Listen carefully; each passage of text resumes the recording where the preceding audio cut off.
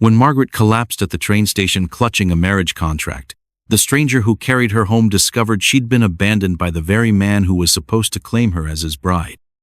But as Daniel McKenna nursed her back to health in his lonely Nebraska cabin, neither of them realized that saving her would awaken something in both their hearts that could either heal their broken pasts or destroy their chance at happiness forever. Will Margaret choose the security of her legal contract when her intended finally arrives, or risk everything for a love that was never supposed to exist? The train's black smoke disappeared into the morning sky like a bad dream, leaving Margaret alone on the wooden platform with nothing but dust and broken promises. Her fingers hurt from holding the yellow papers so tight, but she couldn't let go of the marriage contract that was supposed to change her life. 3 days she had waited at this tiny train station in Nebraska territory.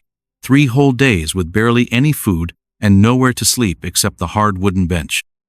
The station master kept looking at her with worried eyes, probably wondering why a young woman in a wrinkled dress kept staring down the empty railroad tracks like she was waiting for a miracle. Margaret's stomach made an angry noise. She hadn't eaten since yesterday morning, and the little money in her cloth bag was almost gone. Back home in Pennsylvania, her father had made it sound so simple. "Reginald Blackwood is a good man with money," he had said while packing her trunk. "This marriage will solve all our problems." But where was this good man now? The contract in her hands had his signature next to hers, both names written in fancy black ink. It said he would meet her at Millbrook Station on the 15th day of September, in the year 1867. Today was the 18th, and still no sign of him. The sun climbed higher, making the metal rails shine like silver snakes. Margaret felt dizzy and hot.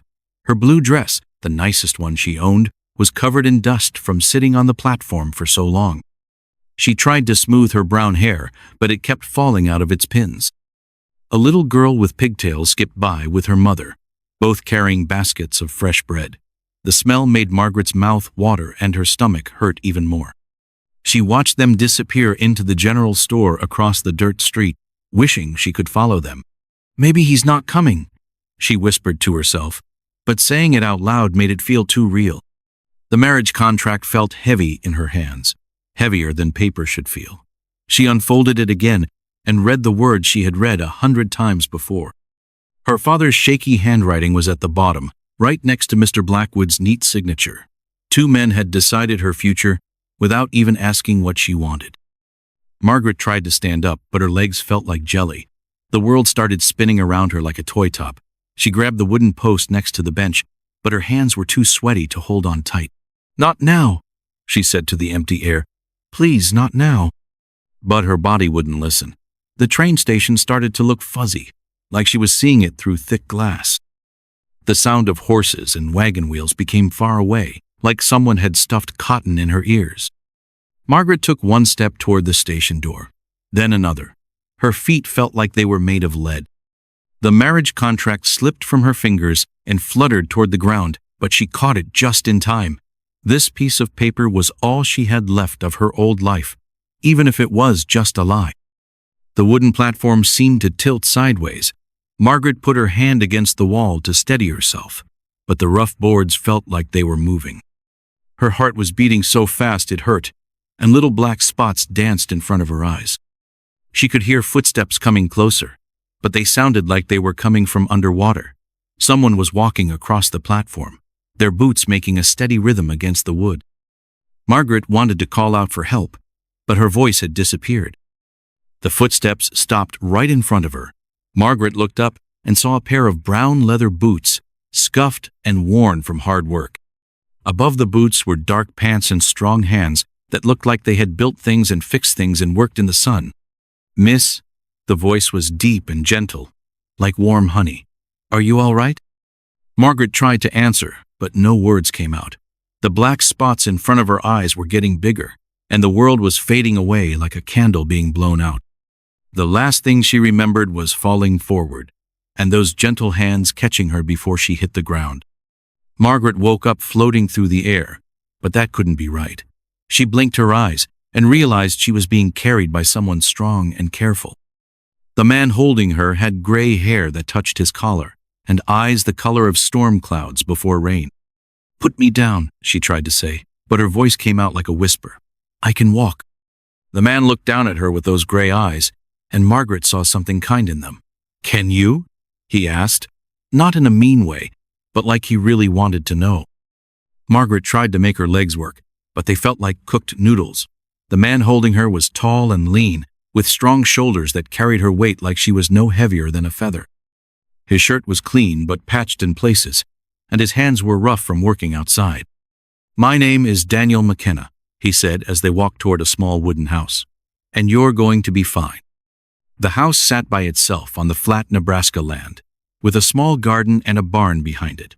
It looked lonely but clean, like someone took care of it, even though they lived there alone. Smoke was coming from the chimney, and Margaret could smell bread baking inside. "The paper," Margaret said suddenly, trying to sit up in his arms. "Where's my paper?" Daniel nodded toward his shirt pocket. "I picked it up when you fell. Looked important." Margaret felt her face get hot with shame. A stranger had to pick up her business from the ground because she was too weak to hold on to it. "It's not important," she said, looking away from his face. "Not anymore." Daniel carried her up the wooden steps to his front door. The porch was small but neat, with a chair for sitting and a water bucket for washing. Everything looked like it had been built by someone who cared about doing things right. Inside, the house was simple but comfortable.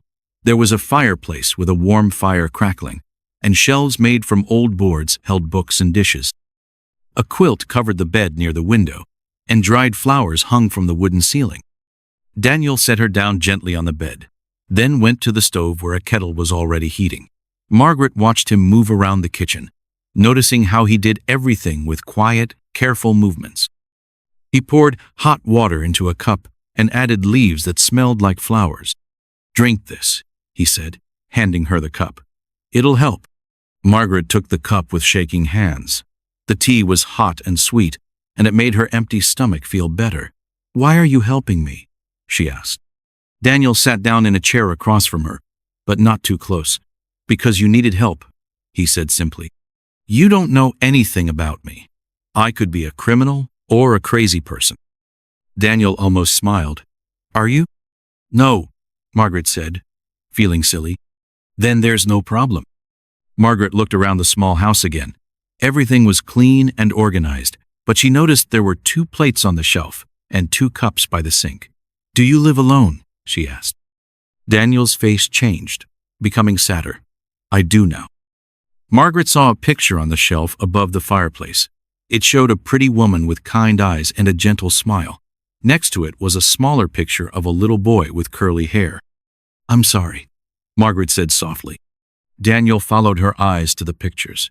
"That's Emily, my wife, and our son James. They died 2 winters ago when the sickness came through." Margaret felt her heart hurt for this kind man who had lost everything. "I'm so sorry." "Thank you." Daniel got up and went back to the stove. "Are you hungry? I have soup cooking."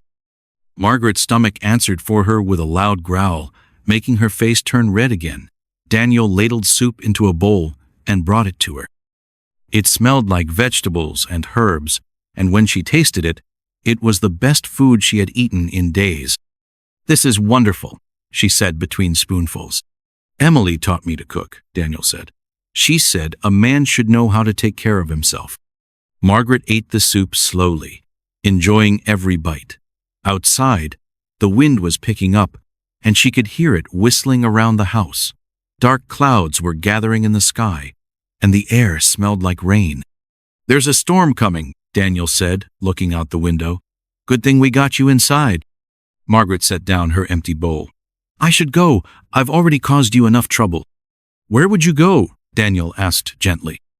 Margaret realized she had nowhere to go. No money for a hotel, no family to help her, and no husband coming to get her. She was completely alone in a place she had never been before. "I don't know," she whispered, and for the first time since the train left without her, she started to cry. Daniel handed her a clean cloth for her tears. "You can stay here as long as you need to. No questions, no payment required." Margaret looked at this stranger who was being kinder to her than anyone had been in years. But why would you do that for someone you don't even know? Thunder crashed outside like giant fists pounding on the roof, and Margaret jumped so hard she nearly spilled her tea. Daniel moved quickly to close the wooden shutters as rain began hammering against the windows like angry bullets. Sometimes these prairie storms hit fast, Daniel said, lighting an oil lamp as the room grew darker. We'll be safe inside, but it might last all night. Margaret pulled the quilt tighter around her shoulders. The cozy cabin felt even smaller now, with the storm raging outside and nowhere else to go. She watched Daniel check the fire and add more wood, his movements calm and sure despite the chaos outside. Tell me about the marriage contract, Daniel said gently, settling back into his chair. If you want to. Margaret's fingers found the crumpled paper in her dress pocket. My father owes money to some bad men. A lot of money, he said, marrying Mr. Marring. Blackwood would solve everything. She smoothed the paper on her lap. But I've never even met him. We just wrote letters back and forth. Lightning flashed through the cracks in the shutters, making scary shadows dance on the walls. What did he say in his letters? Daniel asked. He wrote about his business and his big house. He said I would have nice dresses and servants to help me. Margaret's voice got quieter. But he never asked what I liked or what I wanted to do with my life. Daniel poked at the fire with an iron rod, sending sparks flying up the chimney. What do you want to do? Nobody had ever asked Margaret that question before. She thought about it while the storm raged outside. I like to read books and teach children. Back home, I helped at the church school sometimes. The little ones would gather around when I read stories, and their eyes would get so big and excited. That sounds wonderful, Daniel said, and Margaret could tell he really meant it. My father said those were just silly dreams. He said a woman's job was to get married and have babies and keep house. Margaret felt tears starting again. But what if I'm not good at being a wife? What if I don't know how to make a man happy? Daniel leaned forward in his chair. Margaret, the right man won't need you to make him happy. He'll be happy just because you're you. The storm outside seemed to be getting worse. Wind howled around the cabin like wild animals, and Margaret could hear tree branches scraping against the roof. She was grateful to be inside somewhere safe and warm. Were you happy with Emily? Margaret asked. Daniel's face softened when he looked at his wife's picture. Every single day, even when things were hard, even when we didn't have much money. She used to sing while she cooked, and she'd make up silly songs about whatever she was making. He smiled at the memory. She taught me that happiness isn't something you find. It's something you build together. Margaret felt a strange fluttering in her chest. Daniel talked about love like it was something real and possible, not just a business deal between families. How did you meet her? I was teaching at a school in Boston. She came to a church social with her sister, and I was too shy to ask her to dance. Daniel chuckled. She finally had to ask me. Said she wasn't going to wait all night for me to find my courage. She sounds brave, Margaret said. She was. When we decided to come west, everyone said we were crazy. But Emily said adventures were better when you had someone to share them with. Daniel's voice got sad again. I just wish we'd had more time. Another crack of thunder made Margaret jump again. The storm was right overhead now, and she could hear rain pouring off the roof in waterfalls. I'm scared, she admitted. Of the storm? Of everything. Of being alone. Of not knowing what to do next. Of making the wrong choice. Margaret wrapped her arms around herself. What if my father was right? What if I'm just being foolish and childish? Daniel got up and went to one of his bookshelves. He pulled out a worn leather book and brought it back to his chair. Emily used to read this when she was worried about the future, he said, opening it carefully. It's a book of poems. She said they reminded her that other people had faced hard times and found their way through. He cleared his throat and began to read in his warm, gentle voice. The words were beautiful and sad and hopeful all at once. Margaret found herself relaxing for the first time in days, listening to the rhythm of his voice, mixing with the sound of rain on the roof. That's beautiful, she said when he finished. Emily always said that storms pass, but the things that matter last forever. Daniel closed the book carefully. Maybe this storm in your life will pass too. Margaret looked around the small cabin that had become her refuge. The fire crackled warmly, the lamp cast golden light on the simple furniture, and Daniel sat across from her like a guardian angel who had appeared just when she needed him most. "Daniel," she said softly, "why did you really help me today?" He was quiet for a long moment, staring into the fire. "Because I know what it feels like to be lost and alone. When Emily and James died, I thought about giving up, just walking into the prairie and never coming back." He looked at her with those storm-gray eyes. "But then I realized that helping someone else might be the only way to help myself." Morning sunlight streamed through the cabin windows like liquid gold, and Margaret woke to the most amazing smell she had ever experienced. Daniel was already up, standing at the stove with his sleeves rolled up, flipping pancakes in a black iron pan. "Good morning," he said with a smile that made her heart do a little skip. "I hope you're hungry." Margaret sat up in bed, suddenly aware that her hair was a mess and her dress was wrinkled from sleeping in it. "I must look terrible," she said, trying to smooth her hair. "You look like someone who survived a storm," Daniel said, setting a plate of golden pancakes on the table. "And that's something to be proud of." The pancakes were light and fluffy, with butter melting on top and honey drizzled over everything. Margaret ate like she hadn't seen food in weeks, which wasn't far from the truth. Daniel watched her eat with a satisfied expression, like feeding her made him happy. "These are incredible," Margaret said between bites. "Where did you learn to cook like this?" "My mother back in Boston. She said any man who couldn't feed himself wasn't really a man at all." Daniel poured coffee from a pot that smelled like heaven. "Emily improved my skills quite a bit when we got married." Margaret looked around the cabin in the morning light. Everything was neat and organized, but she could see little touches that must have been Emily's. A dried flower arrangement on the windowsill, a colorful quilt folded on the chair, a small wooden box with a carved heart on the mantel. "Do you miss Boston?" Margaret asked. Daniel considered this while he ate his own pancakes. "Sometimes. I miss the libraries and the other teachers, but Emily loved it here. She said the big sky made her feel free, like she could do anything." He gestured toward the window. She was right. "There's something about this place that makes you believe in new possibilities." After breakfast, Daniel showed Margaret around his small farm. The storm had left everything clean and fresh, with puddles reflecting the blue sky and birds singing in the trees. He had a vegetable garden behind the house, with rows of corn and beans and squash growing in neat lines. "Emily planned this garden," Daniel said, kneeling to pull weeds from around the tomato plants. "She said we needed to be able to feed ourselves if we were going to make it out here." Margaret watched him work, noticing how gently he handled the plants. His hands were strong but careful, and she found herself wondering what it would feel like to have those hands hold hers. "Can I help?" she asked. Daniel looked surprised. "You don't have to do that. You're a guest." "I want to help. I need to do something useful." Margaret knelt beside him in the dirt. "Besides, I like working with plants.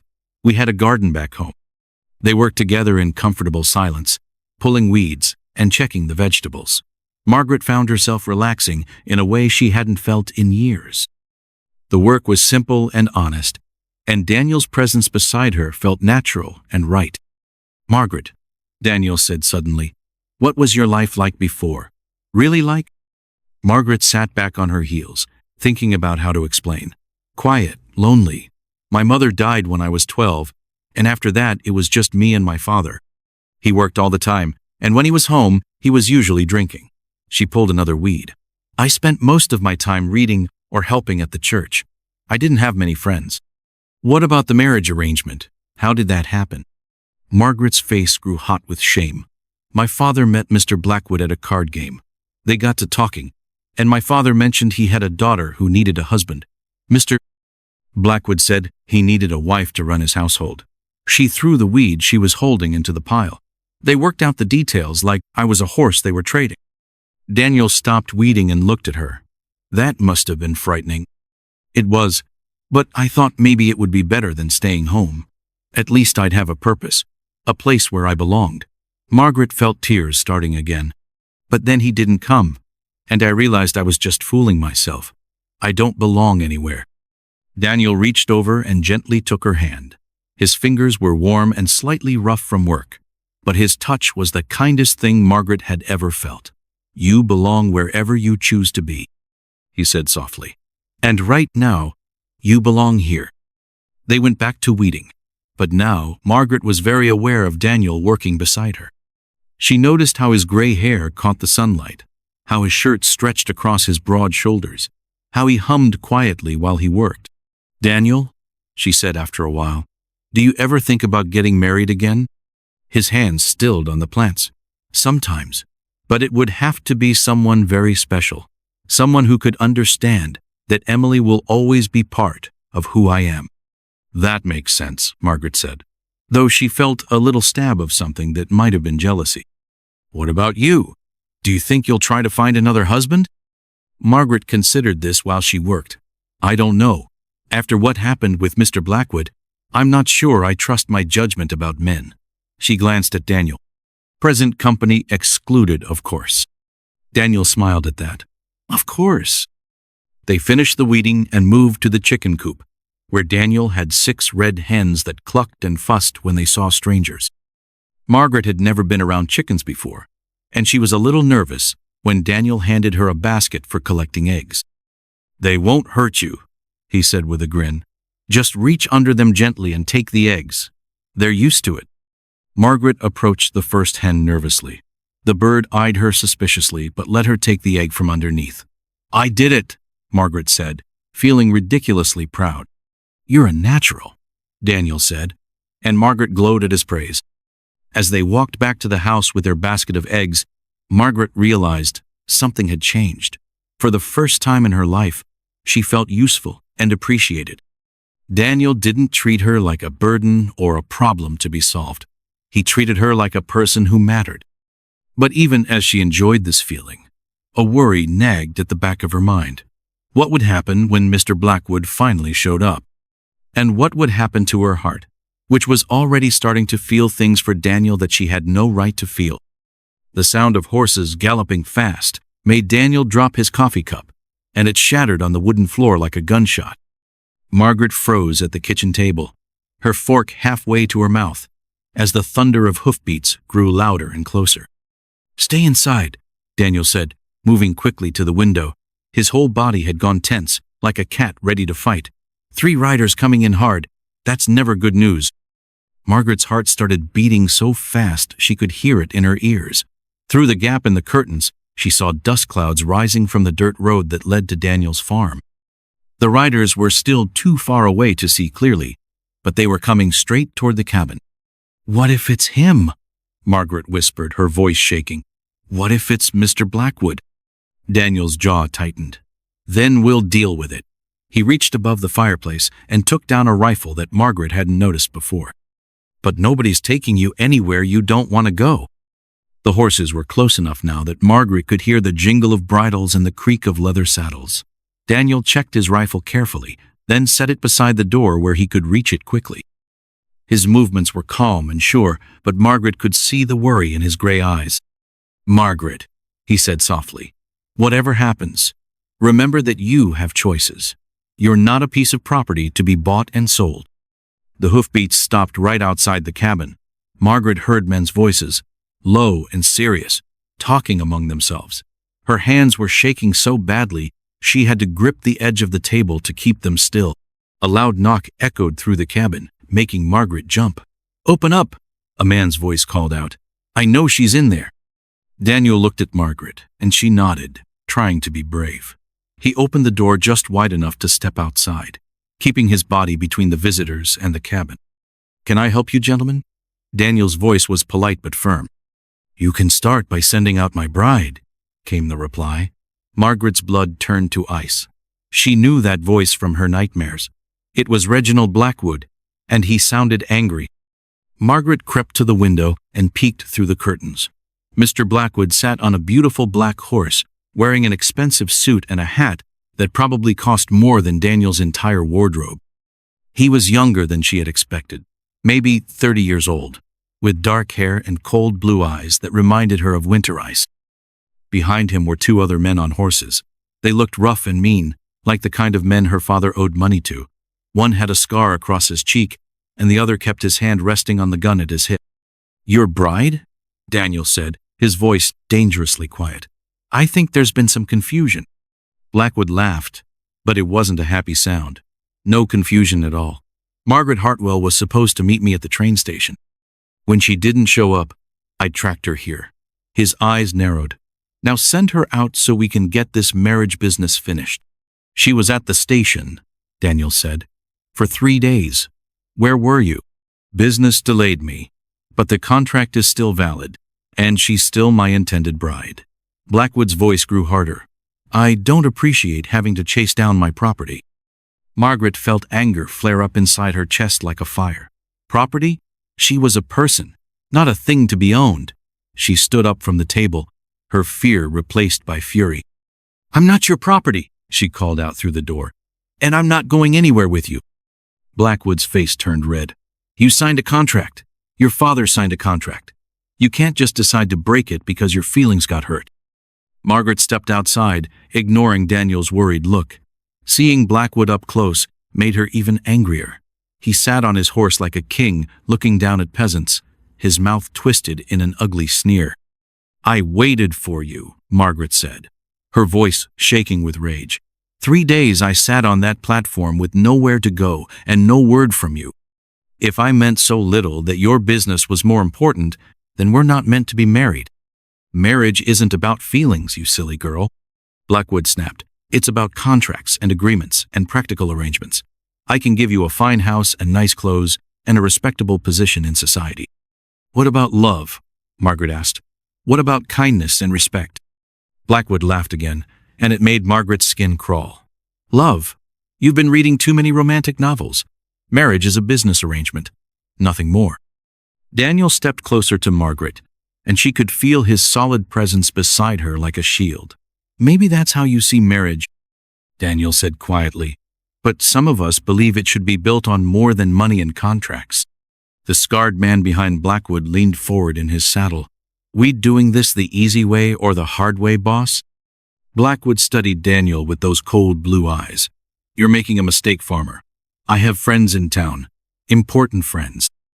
I can make life very difficult for people who interfere with my business. And I have friends too, Daniel replied calmly. Good people who believe in doing what's right.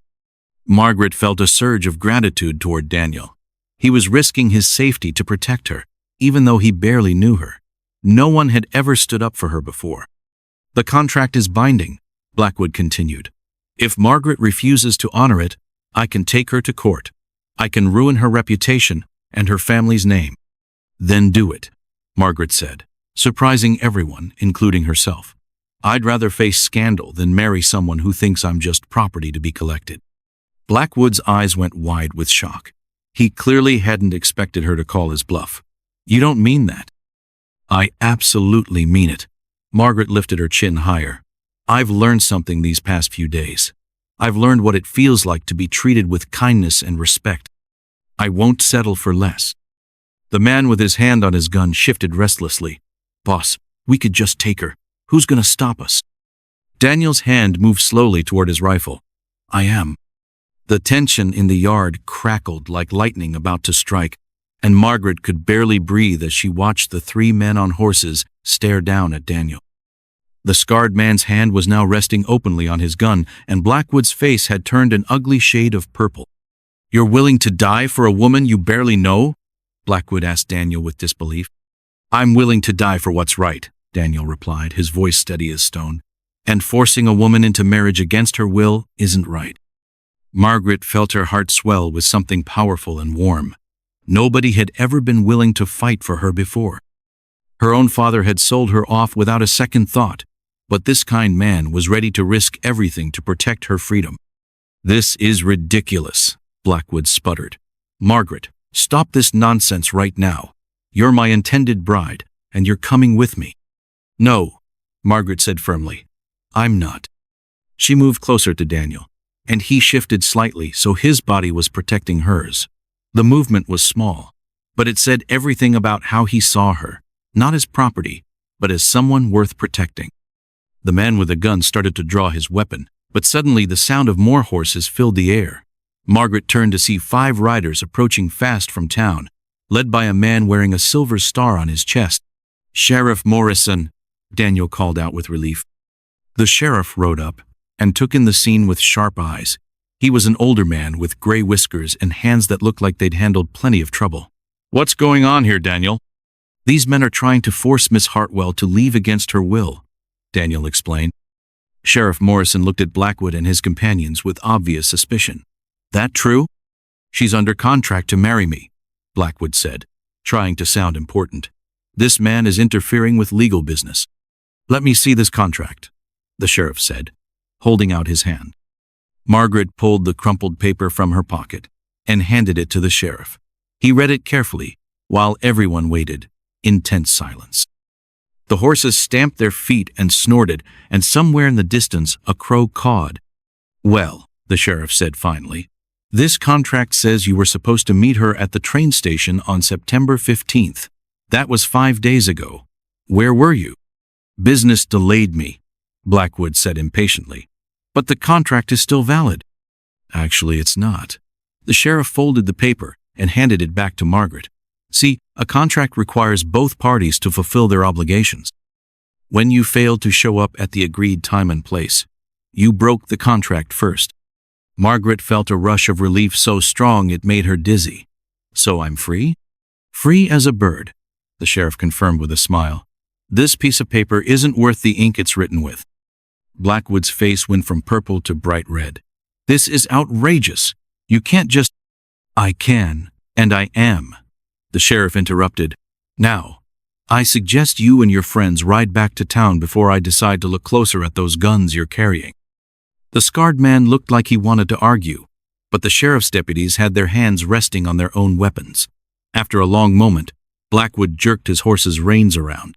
"This isn't over," he snarled at Margaret. "I have influence in this territory. I can make sure no decent man will ever marry you." "Good," Margaret said with more courage than she felt. "I'd rather be alone than married to someone who doesn't see my worth." Blackwood and his men rode away in a cloud of dust and anger, but Margaret barely noticed. She was too busy staring at Daniel, who was looking at her with something that might have been admiration. "That was incredibly brave," he said softly.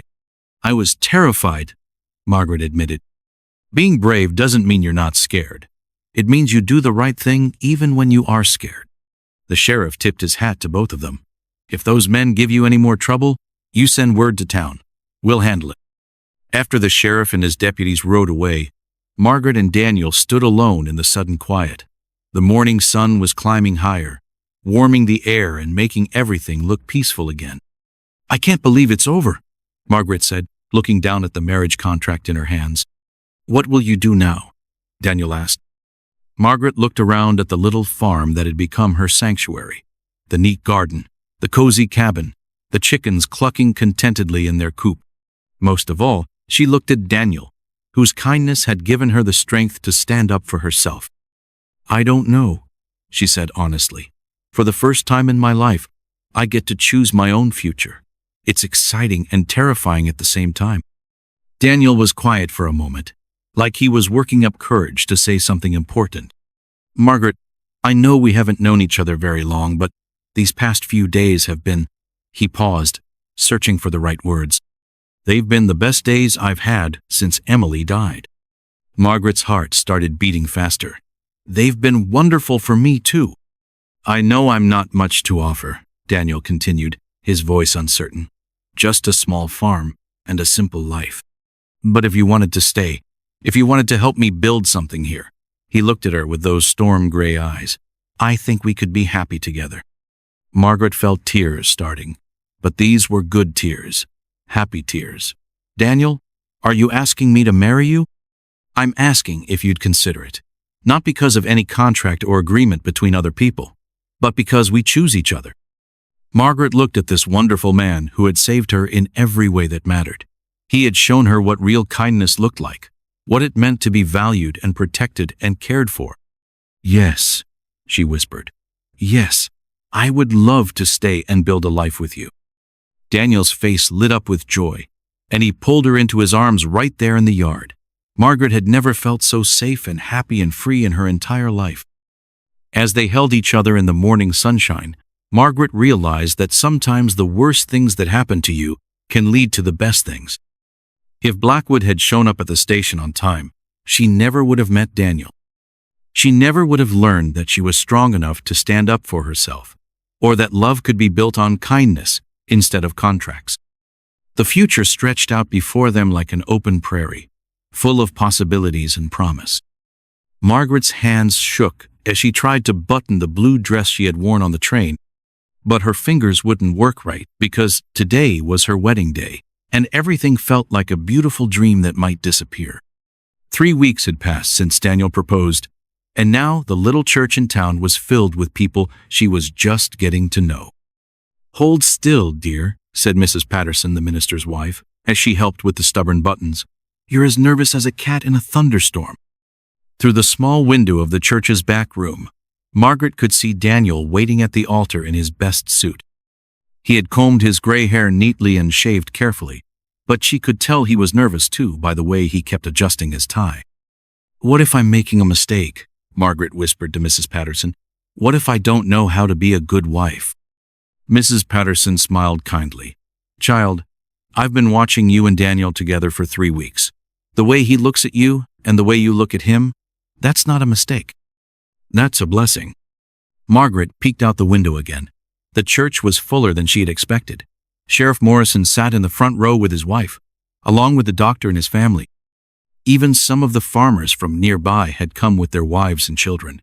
These people barely knew her, but they had come to celebrate her happiness. "Why are all these people here?" Margaret asked, surprised by how welcome she felt. "Because Daniel is a good man who's been alone too long," Mrs. Patterson explained while fixing Margaret's hair. "And because this community takes care of its own, you're one of us now." The words made Margaret's heart feel warm and full. Back in Pennsylvania, she had never felt like she belonged anywhere. But here in this little Nebraska town, people had opened their hearts to her just because Daniel cared about her. A soft knock on the door interrupted her thoughts. "Margaret?" came Daniel's voice from outside. "May I speak with you for a moment?" Mrs. Patterson opened the door just wide enough for Daniel to slip inside. When he saw Margaret in her wedding dress, his face lit up like sunrise. "You look beautiful," he said softly. "So do you," Margaret replied, and meant it. Daniel looked handsome and strong and kind, everything she had never dared to hope for in a husband. "I wanted to give you something," Daniel said, pulling a small box from his pocket. "It was my mother's." Inside the box was a simple gold ring with a tiny blue stone that caught the light like a piece of captured sky. "Oh, Daniel, it's lovely. She would have wanted you to have it," Daniel said, taking her hand gently. "Margaret, I need you to know something. If you change your mind, if you want to leave, I'll understand. I won't try to stop you." Margaret looked into his storm-gray eyes and saw the fear there. He was afraid she would run away, afraid this happiness was too good to last. She squeezed his hand tighter. "I'm not going anywhere," she said firmly. "I choose you, Daniel McKenna. I choose this life we're going to build together." The relief on his face was so clear that Margaret almost cried. They had both been hurt before, both learned not to trust too easily, but somehow they had found each other and decided to be brave together. "Are you ready?" Daniel asked. "More than ready," Margaret replied. They walked into the main part of the church together, and Margaret was amazed by what she saw. Someone had decorated the simple wooden pews with wildflowers and ribbons. Sunlight streamed through the windows, making everything look golden and magical. Reverend Patterson stood at the front wearing his best black suit and holding his worn Bible. He smiled warmly at both of them as they approached. "Dearly beloved," the Reverend began, "we are gathered here today to witness the marriage of Daniel McKenna and Margaret Hartwell." As the familiar words washed over her, Margaret felt a peace she had never known before. This wasn't a business arrangement made by other people. This was her choice, freely given to a man who valued her for exactly who she was. "Daniel," the Reverend said, "do you take Margaret to be your wife, to love and cherish her in sickness and in health, for better or worse, for as long as you both shall live?" "I do," Daniel said, his voice strong and sure. "Margaret, do you take Daniel to be your husband, to love and cherish him, in sickness and in health, for better or worse, for as long as you both shall live." Margaret looked at Daniel's kind face and thought about everything that had brought them to this moment: the broken contract, the collapse at the train station, the stranger who had carried her to safety. All of it had led to this perfect moment. "I do," she said clearly. When Daniel slipped his mother's ring onto her finger, Margaret felt like she was finally becoming the person she was meant to be. Not someone's unwanted daughter or purchased bride, but Daniel's chosen wife and partner. "You may kiss your bride," Reverend Patterson announced with a big smile. Daniel's kiss was gentle and sweet, and Margaret heard the congregation cheer behind them. When they turned to face their friends, everyone was smiling and clapping, and Margaret felt overwhelmed by so much joy and acceptance. The celebration dinner in the church basement was the most wonderful party Margaret had ever attended, with tables covered in white cloths and more food than she had ever seen in one place. The church ladies had outdone themselves with fried chicken, fresh bread, vegetable casseroles, and 3 different kinds of pie. "Mrs. McKenna," said Dr. Anderson, raising his glass of apple cider, "welcome to our community. We're lucky to have you." Margaret blushed at being called Mrs. McKenna. It would take some getting used to, but she loved how it sounded. She was no longer Margaret Hartwell, the unwanted daughter with a broken marriage contract. She was Margaret McKenna, Daniel's wife, and a respected member of this warm community. "Thank you all so much," Margaret said, standing up beside Daniel. 3 weeks ago, I thought my life was over. I felt lost and alone and worthless. But you've all shown me such kindness, and Daniel has shown me what real love looks like." The women in the room dabbed at their eyes with their handkerchiefs, and Margaret saw several of the men nodding approvingly. These good people understood about second chances and new beginnings. "To Daniel and Margaret," called out Sheriff Morrison, "may you have many happy years together." Everyone raised their glasses and echoed the toast, and Margaret felt so much love surrounding her that she thought her heart might burst with happiness. As the evening wound down, people began saying their goodbyes and heading home to their own families. The church ladies insisted on packing up leftover food for Daniel and Margaret to take home, saying that newlyweds shouldn't have to worry about cooking for at least a week. "You take care of our Daniel," Mrs. Morrison whispered to Margaret as she hugged her goodbye. "He's been sad for too long." "I will," Margaret promised, "and he'll take care of me too." Finally, it was time to go home. Daniel helped Margaret into their wagon, which someone had decorated with ribbons and tin cans that clanked merrily as they drove through town. People waved from their porches and called out congratulations, making Margaret feel like a princess in a fairy tale. The ride back to the farm was quiet and peaceful. The sun was setting, painting the prairie sky in shades of pink and gold. Margaret sat close to Daniel on the wagon seat, her hand resting on his arm, both of them content to enjoy the silence after such a busy, happy day. "Did you ever imagine this?" Margaret asked as they turned down the path to their cabin. "When you woke up this morning, did you think you'd end the day as a married man?" Daniel chuckled. "To be honest, I've been thinking about it for weeks, ever since that first morning when I watched you work in the garden. You looked so natural there, so right, like you belonged." "I felt like I belonged too," Margaret admitted. "For the first time in my life, I felt like I was exactly where I was supposed to be." They reached the cabin, and Daniel helped Margaret down from the wagon. In the fading light, their little home looked cozy and welcoming, with smoke curling from the chimney and lamplight glowing in the windows. "Welcome home, Mrs. McKenna," Daniel said softly. Margaret smiled at the words, home. She had never really had a home before, just places where she lived. But this little cabin with its neat garden and gentleman was truly home. Inside, someone had been busy while they were at the wedding celebration. Fresh flowers filled vases on the table and windowsills. The floors had been swept clean, and the bed was made up with fresh linens and covered with flower petals. "The church ladies," Daniel explained when he saw Margaret's surprised expression. "They insisted on preparing everything while we were at dinner." Margaret walked around the cabin, touching the flowers and straightening things that didn't need straightening. She was nervous, and Daniel seemed to understand. "Margaret," he said gently, "we don't have to do anything you're not ready for. We can take this as slowly as you need." His kindness made Margaret love him even more.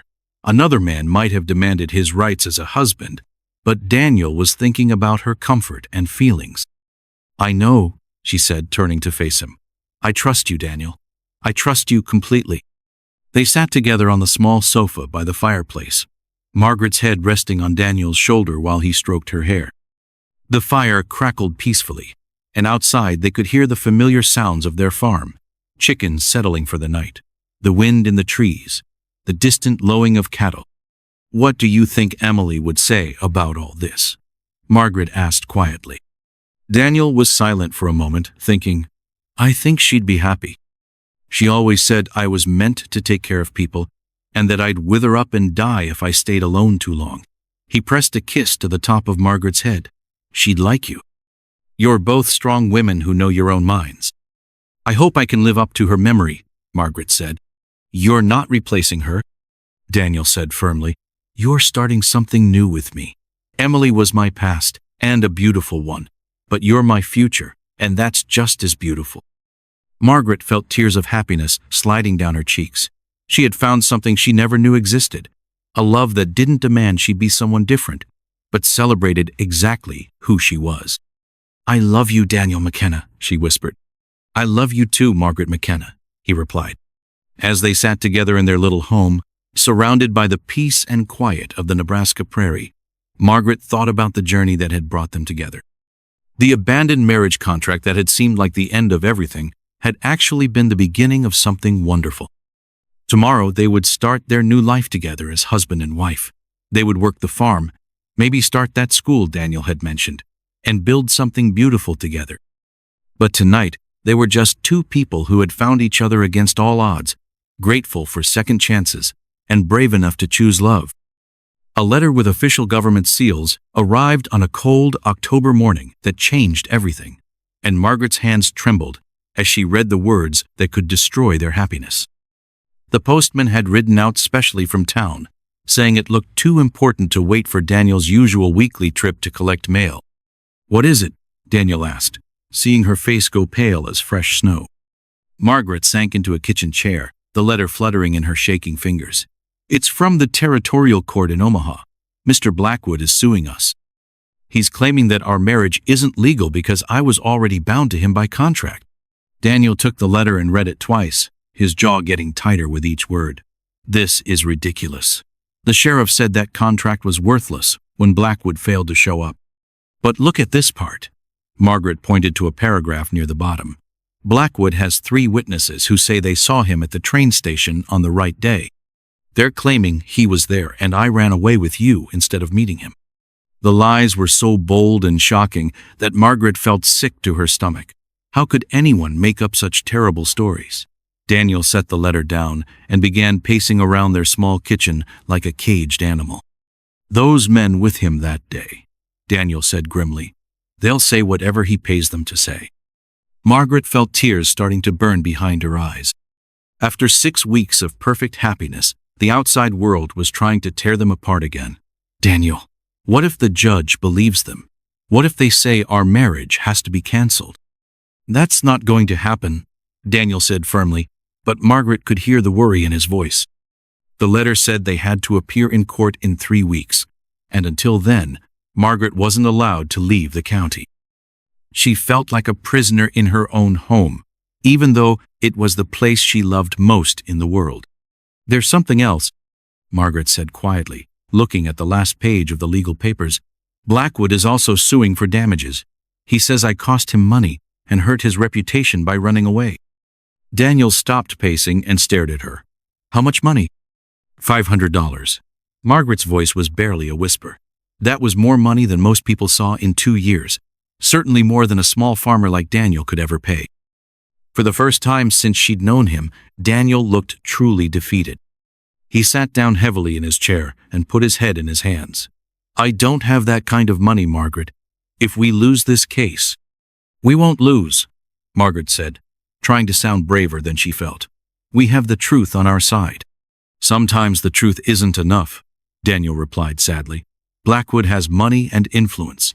He can afford fancy lawyers and paid witnesses. What do we have?" Before Margaret could answer, they heard horses approaching the cabin again. Both of them tensed, remembering the last time unexpected visitors had arrived. But when Margaret looked out the window, she saw Sheriff Morrison riding up alone. "Morning, folks," the sheriff said when Daniel opened the door. "I heard about the legal trouble. Thought I might be able to help." They invited the sheriff inside and offered him coffee while he read through the court papers.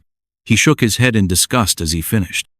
"This is a load of horse manure," Sheriff Morrison said bluntly. "I was there that day when Blackwood showed up. He never mentioned being at the station before, and those men with him looked like hired thugs, not respectable witnesses." "Can you testify for us?" Margaret asked hopefully. "Absolutely. And I'm not the only one." The sheriff pulled out a small notebook. "I've been asking around town about Blackwood. Turns out he has a reputation for this kind of thing. There's a woman in Kansas who says he tried the same trick with her sister 2 years ago." Margaret felt her first spark of hope since reading the terrible letter. "Really?" "Really. Plus, I found the station master who was on duty that day. He keeps careful records of everyone who gets off the trains. There's no record of Blackwood arriving until the day he came looking for you." Daniel leaned forward eagerly. "Will he testify?" "He's willing to come to court and bring his logbooks. But Margaret, I have to warn you, this trial won't be easy. Blackwood's lawyer is going to try to make you look bad, maybe say terrible things about your character." Margaret straightened her shoulders. "Let him try. I know who I am, and I know I didn't do anything wrong." The sheriff smiled approvingly. "That's the spirit. We're going to fight this thing and win." After the sheriff left, Margaret and Daniel spent the evening making plans for the court case. They would need to travel to Omaha, find a place to stay, and hire a lawyer of their own. It would cost money they didn't have and take them away from the farm during harvest time. "I'm sorry," Margaret said, as they sat by the fire that night. "I'm sorry I brought this trouble into your life." Daniel took her hands in his. "You didn't bring trouble. Blackwood did. And no matter what happens in that courtroom, you're my wife and I love you. Nothing can change that." Margaret felt some of her fear melt away. Whatever they faced, they would face it together. "Do you think we can win?" "I think we have something Blackwood doesn't understand," Daniel said, pulling her close. "We have the truth, and we have people who care about us. That has to count for something." Outside, the wind was picking up, bringing the first hint of winter. Margaret snuggled closer to Daniel, drawing strength from his warmth and steadiness. Tomorrow they would start preparing for the biggest fight of their lives, but tonight they had each other. The courthouse in Omaha was the biggest building Margaret had ever seen, with tall stone columns and windows that seemed to stretch up to the sky, making her feel tiny and scared as she climbed the wide steps beside Daniel on the morning of their trial.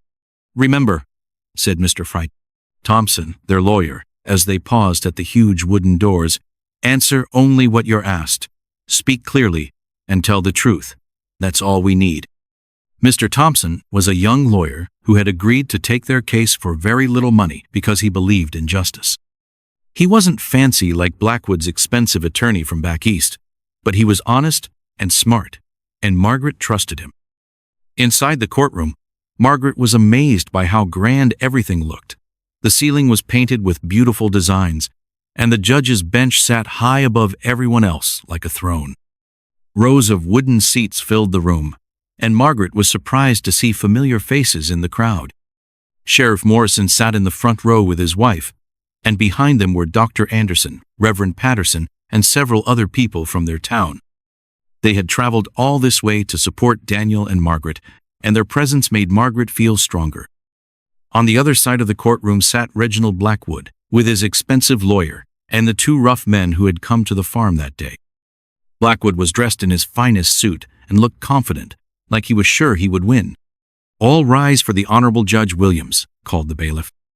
Judge Williams was an older man with kind eyes and gray whiskers. He looked over the courtroom with a serious expression, then banged his wooden hammer to start the trial. "This case involves a disputed marriage contract," the judge announced. "Mr. Blackwood claims that Miss Hartwell was legally bound to marry him, and that her marriage to Mr. McKenna is therefore invalid." Blackwood's lawyer stood up first. He was a thin man, with a sharp nose, who spoke in a loud, important voice. "Your Honor, my client had a legal contract signed by Miss Hartwell and her father. When he arrived at the train station as agreed, she had already run off with another man." Margaret felt her cheeks burn with anger. That wasn't what happened at all. The lawyer called Blackwood's witnesses, starting with the scarred man from that day at the farm. The man swore he had been at the train station with Blackwood on September 15th and had seen Margaret there. "She was sitting on the platform when we arrived," the man lied smoothly. "Mr. Blackwood called out to her, but she ran away instead of greeting her intended husband." Margaret gripped Daniel's hand so tight her knuckles turned white. How could someone lie so easily in front of a judge and all these people? The second witness told the same false story, claiming they had all been at the station together. Both men sounded very sure of themselves, and Margaret worried that the judge might believe them. When it was Mr. Thompson's turn, he stood up with quiet confidence. "Your Honor, the truth is very different from what these paid witnesses claim." He called Sheriff Morrison first. The sheriff walked to the witness stand with his badge shining on his chest and his honest face serious and determined. "I was present when Mr. Blackwood came to Mr. McKenna's farm," Sheriff Morrison testified. "He made no mention of having been to the train station previously. In fact, he seemed surprised to learn that Miss Hartwell had been waiting there for 3 days. Mr. Thompson then called the station master, an elderly man who brought his official logbooks with him. These records show every passenger who arrived at Millbrook Station in September, the station master explained. Mr. Blackwood's name appears only once, on September 18th, not the 15th. Margaret felt hope rising in her chest. The truth was coming out, at last. Furthermore, the station master continued, "I remember Miss Hartwell very well. She waited on that platform for 3 days, growing more worried each day. No one came to meet her until she collapsed from hunger and exhaustion." Mr. Thompson called several more witnesses, including townspeople who testified about Margaret's good character and Daniel's reputation as an honest man. Each person who spoke made Margaret feel more confident that justice would win. Finally, it was Margaret's turn to testify. Her legs felt shaky as she walked to the witness stand, and she could feel everyone in the courtroom watching her. Mrs. McKenna," Mr. Thompson said gently, "please tell the court what happened at the train station." Margaret took a deep breath and began her story. She told about waiting 3 days with no word from Blackwood, about having no money for food or a place to stay, about finally collapsing from exhaustion and despair. "Mr. Blackwood was not at that station," she said clearly. "If he had been, I would have met with him as agreed. I had nowhere else to go."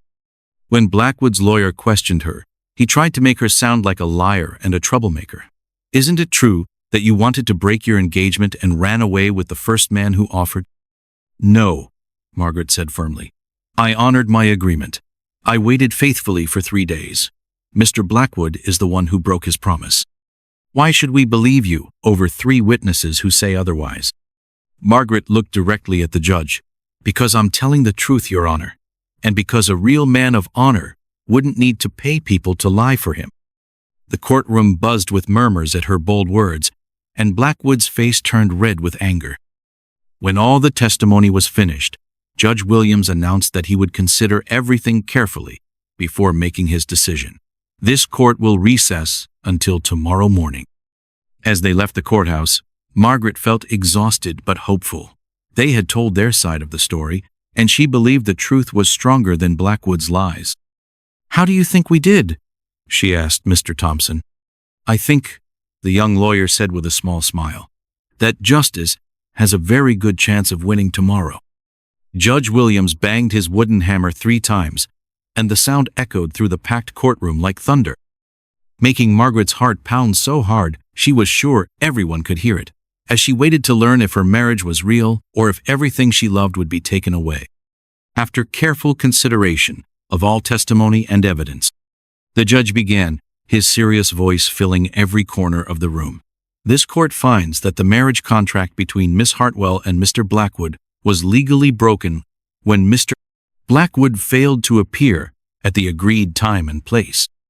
Margaret grabbed Daniel's hand so tight she was afraid she might hurt him, but she couldn't let go. The judge's words were giving her hope, but she was too scared to celebrate yet.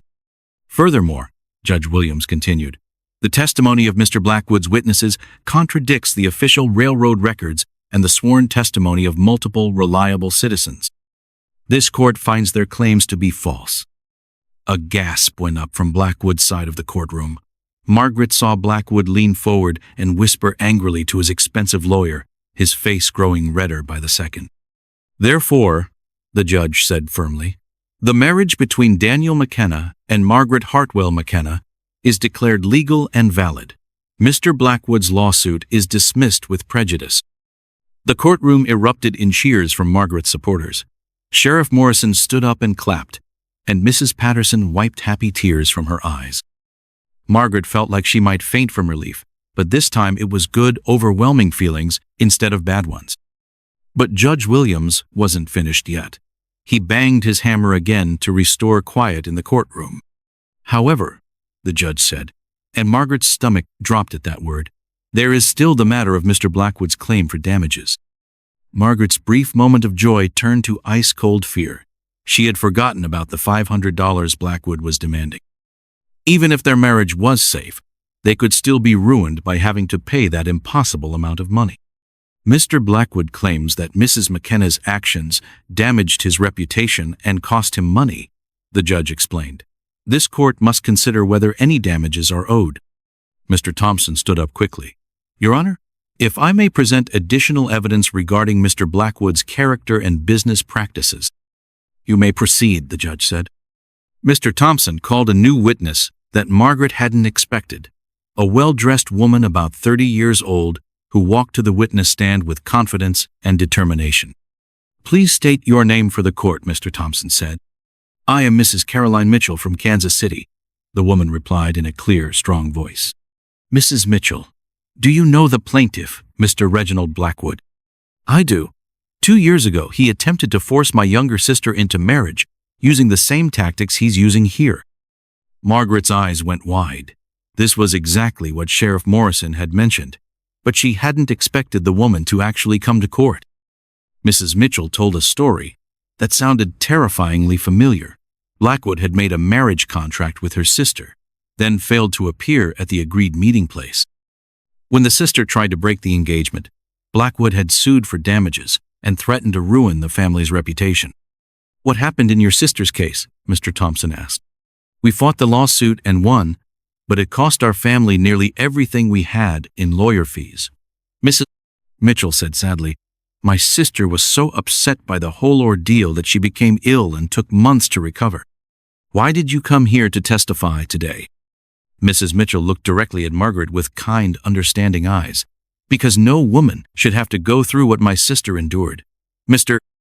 Blackwood makes a business of trapping women in impossible situations, then profiting from their desperation.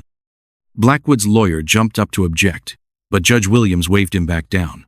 I'll allow the testimony. It goes to the character of the plaintiff. Mr. Thompson then called 2 more witnesses. 2, a banker from another town who testified that Blackwood had tried similar schemes before, and a private investigator who had discovered a pattern of Blackwood targeting women whose families owed money. Mr. Blackwood doesn't want wives, the investigator explained. He wants legal settlements. He deliberately shows up late to meetings, then sues when the women try to escape the contracts. Margaret felt sick, realizing how close she had come to being just another victim in Blackwood's cruel scheme. If Daniel hadn't found her that day, if she had tried to handle this alone, she would have been trapped just like Mrs. Mitchell's sister. Judge Williams looked at Blackwood with obvious disgust. Mr.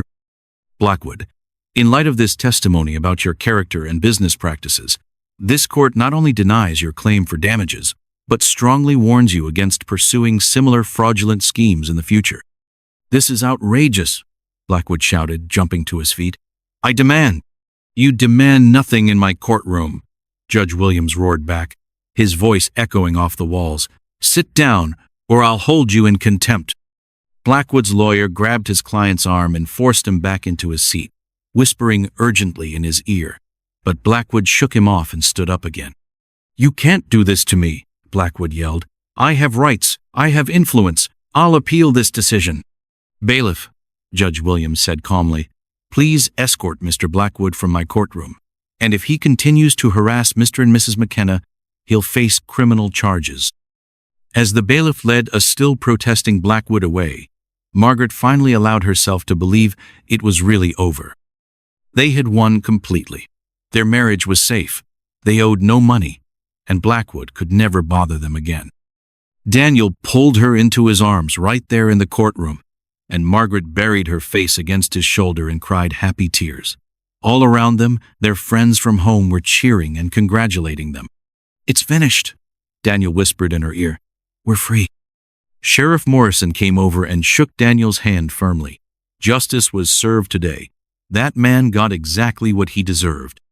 Mrs. Mitchell approached them with a warm smile. "I'm so glad you fought and won. My sister will be happy to hear that Blackwood finally met his match." "Thank you for coming," Margaret said gratefully. "Your testimony probably saved us." "Women need to look out for each other," Mrs. Mitchell replied. "Men like Blackwood count on us being too scared or ashamed to fight back." As they left the courthouse, Margaret felt like she was walking on clouds. The autumn sun seemed brighter, the air smelled sweeter, and everything looked beautiful. She was truly free now. Free to love Daniel, free to build their life together, free to be happy without looking over her shoulder. "What should we do first when we get home?" Daniel asked, as they climbed into their wagon for the journey back to their farm. Margaret thought about their little cabin, their garden, their chickens, and all the simple pleasures of the life they had built together. "Let's just be happy," she said. "Let's go home and just be happy." 6 months after the trial, Margaret stood in the doorway of their brand new schoolhouse, watching 23 children of all ages work quietly at their lessons. And she had never felt more proud or content as she realized that her dream of teaching had finally come true in the most wonderful way possible. Mrs. McKenna called 8-year-old Sally Patterson, raising her small hand high in the air. "I've finished my arithmetic problems. May I help the little ones with their letters?" "Of course, Sally," Margaret replied with a warm smile. "You're becoming quite the teacher yourself." The schoolhouse had been built by the whole community, working together through the winter and spring. Daniel had designed it with big windows for lots of light and a small apartment in the back where they could live while teaching. Every family had contributed something: lumber, nails, paint, or just strong backs for the building work. Now children came from farms many miles around to attend school. Some stayed all week and went home on weekends, while others made the daily journey on horseback or in wagons.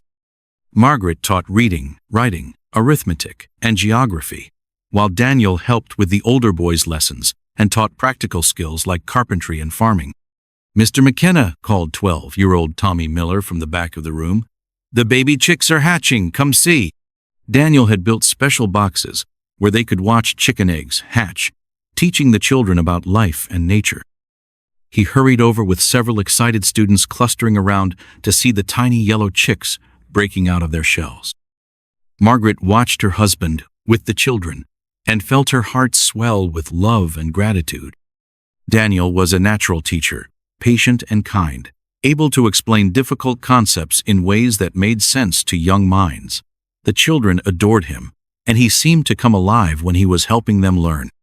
"Children," Margaret announced, "it's time for lunch.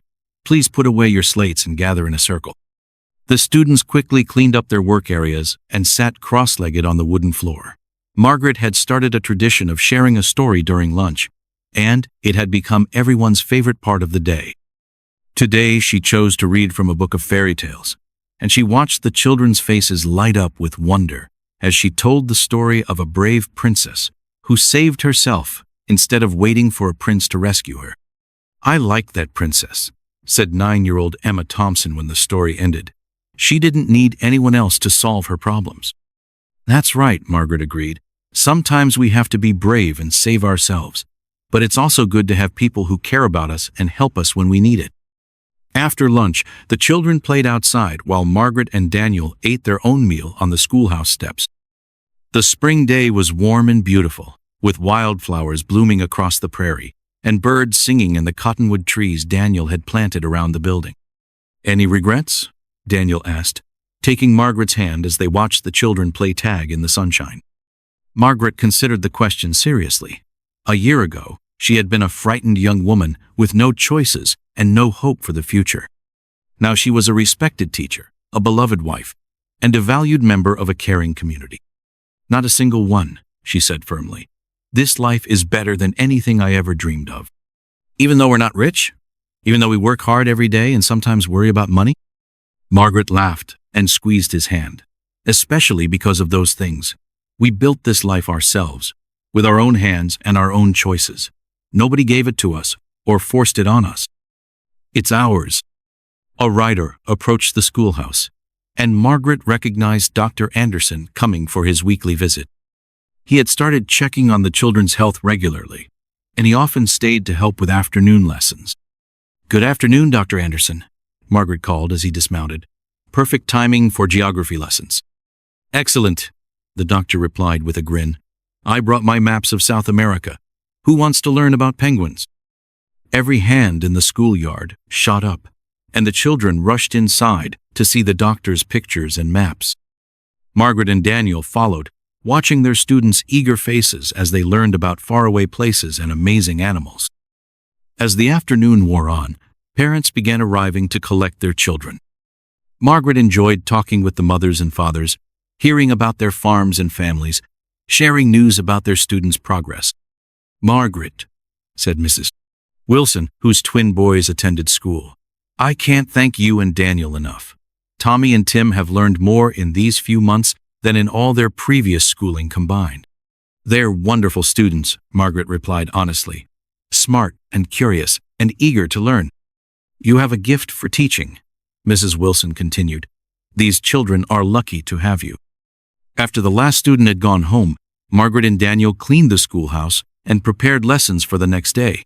Working together in the quiet building, Margaret felt a deep sense of satisfaction and purpose. "Do you remember what you told me that first day?" Margaret asked as she erased the slate boards. "About Emily wanting to start a school?" Daniel nodded, carefully putting away the geography books. "She would love seeing this. All these children learning and growing, the whole community coming together to support education." "I think about her sometimes," Margaret admitted. "I hope she knows we're carrying on her dream." "I think she knows," Daniel said softly, "and I think she's happy that we found each other." As they walked home to their cabin in the gathering twilight, Margaret reflected on the amazing journey that had brought them to this moment. The broken marriage contract that had seemed like the end of everything had actually been the beginning of the most beautiful life she could imagine.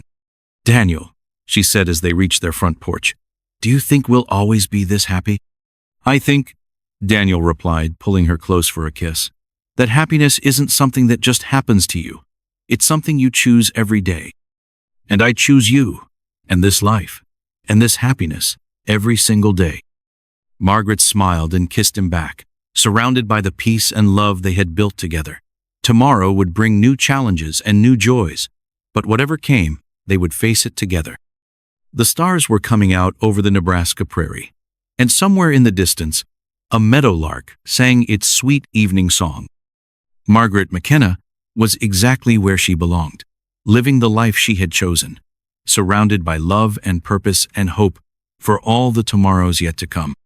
Their story had begun with a collapse and a contract, but it had become something much more beautiful, a testament to the power of kindness, the strength found in choosing love, and the truth that sometimes the most devastating endings become the most wonderful new beginnings.